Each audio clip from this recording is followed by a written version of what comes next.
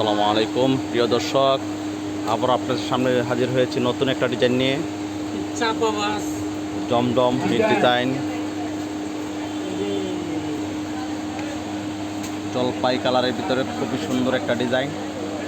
মাশাআল্লাহ দিলে খুবই সুন্দর, এত হিট ডিজাইন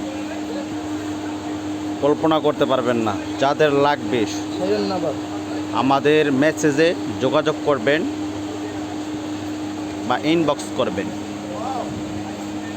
দ্রুত।